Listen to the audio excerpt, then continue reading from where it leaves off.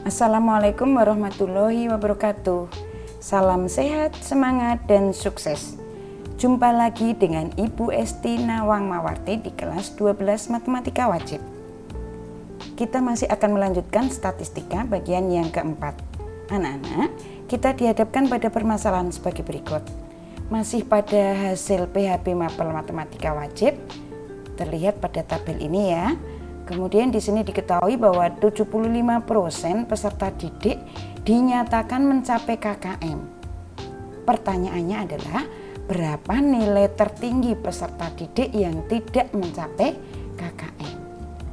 Oke, kita memulai dengan memisalkan data terkecilnya adalah X1 dan data terbesarnya adalah XN. Oke, 75%-nya mencapai KKM berarti 25% terendah tidak mencapai KKM. Ini kita bisa membagi datanya menjadi 4 bagian yang sama. Yang tidak mencapai KKM itu dari X1 sampai di sini nih. Nah, sampai Q1.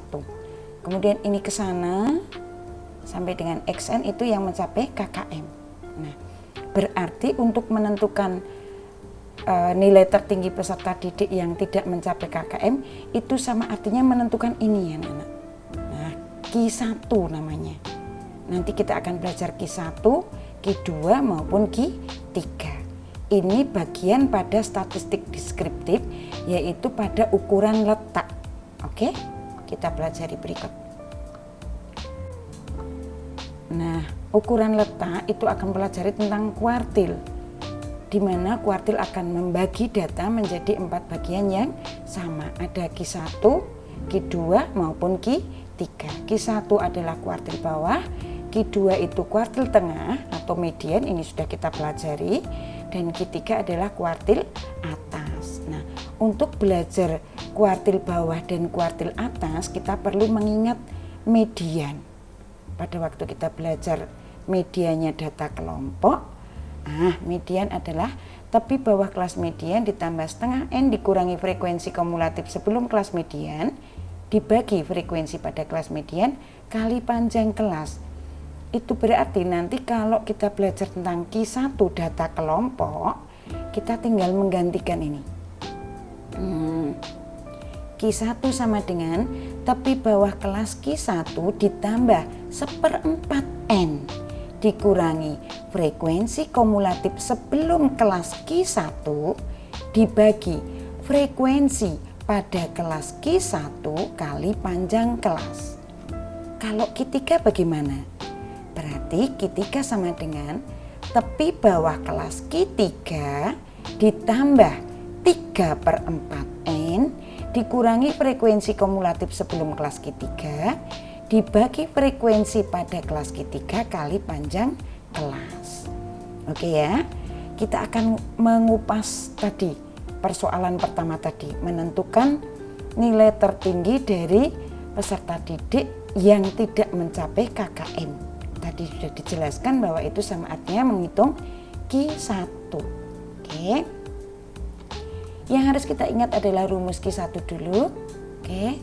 Kemudian maknanya.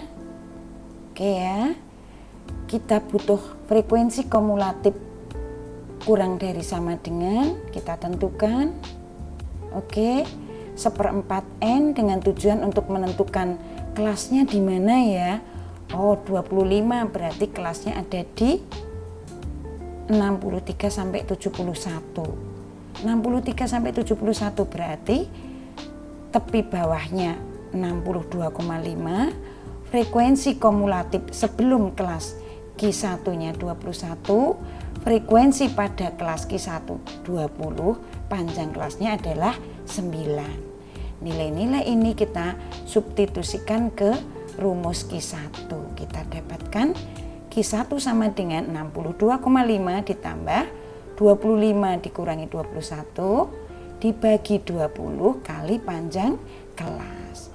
25 dikurangi 21 itu 4, 4/20 itu 1/5, 1/5 kali 9 berarti 9/5. Oke, kita dapatkan Q1-nya sama dengan 62,5 ditambah 1,8. Dengan demikian nilai tertinggi peserta didik yang tidak mencapai KKM adalah 64,3. Oke, itu Q1. Sekarang bagaimana kalau kita akan menghitung Q3? Hitung kuartil atas data pada tabel yang sudah tersedia di sini. Oke, kita ingat Q3 ya. Oke, apa sih itu unsur-unsurnya? Oke, frekuensi kumulatifnya. Oke, kemudian awas, Q3 berarti 3/4 N yang kita tentukan. 75 di mana ini 75?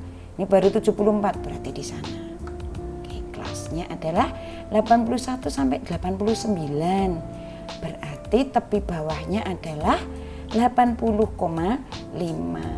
Frekuensi kumulatif sebelum kelas Q3 adalah 74, frekuensi pada kelas Q3 adalah 18. Panjang kelasnya masih tetap sama, yaitu 9. Kita substitusikan ke rumus, kita dapatkan 80,5 ditambah 75 dikurangi 74 per 18 kali 9. Ini 1/18 kali 9. 9/18 itu berarti setengah.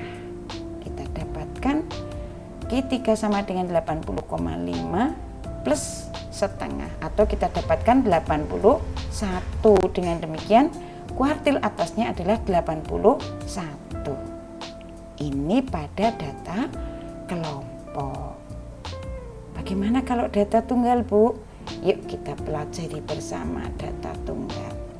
Nah, kalau pada data tunggal anak-anak, langkah pertama kita menentukan dulu letak Q1, letak Q3 gitu. Setelah ketemu letaknya, baru kita menentukan Q1-nya berapa, Q3-nya berapa gitu. Oke, kita lihat contoh berikut. Tentukan Q1 dan Q3 pada data sebagai berikut. Nih ya datanya. Ingat, langkah pertama tentukan dulu statistik peringkat. Oke, setelah data diurutkan, oh ternyata banyaknya data ada 18. Berarti kita menentukan letak Q1. Letak Q1 berarti data ke 1/4 kali 18 plus 1, atau data ke 1/4 kali 19. Kita peroleh data ke 4,75. Data ke 4,75 berarti Q1-nya adalah data ke 4 ditambah 0,75 kali data ke 5 dikurangi data ke 4. Data ke 5-nya siapa? Oh 3. Data keempatnya siapa? Oh 3. Berarti ini kita ganti dengan 3 ditambah 0,75, 3 dikurangi 3. Karena ini 0 berarti cukup peroleh Q1-nya sama dengan 3. Nah, sekarang kita lanjutkan untuk menentukan Q3. Berarti kita tentukan dulu letak Q3.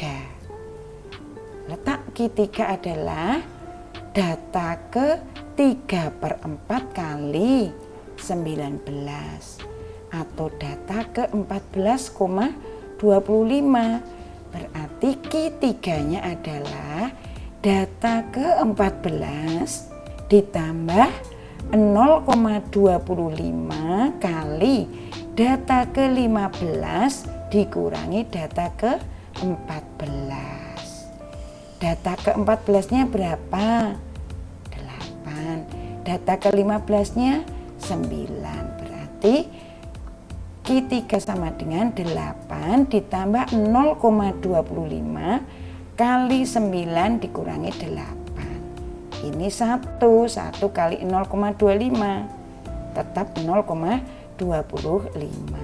Sehingga Q3-nya kita dapatkan 8,25. Oke ya, bisa dipahami ya anak-anak. Berarti dari median yang sudah kita pelajari pada video yang lalu, kalian bisa menentukan kuartil. Nah, kuartil nanti akan berkembang lagi ke desil. Kalau median membagi data menjadi 2 bagian, kuartil membagi data menjadi 4 bagian, nah desil itu membagi data menjadi 10 bagian. Persentil membagi data menjadi 100 bagian yang sama. Tapi ingat, data sudah harus urut. Oke, demikian anak-anak. Mudah-mudahan bisa dipahami, bermanfaat. Sekian. Terima kasih. Wassalamualaikum warahmatullahi wabarakatuh.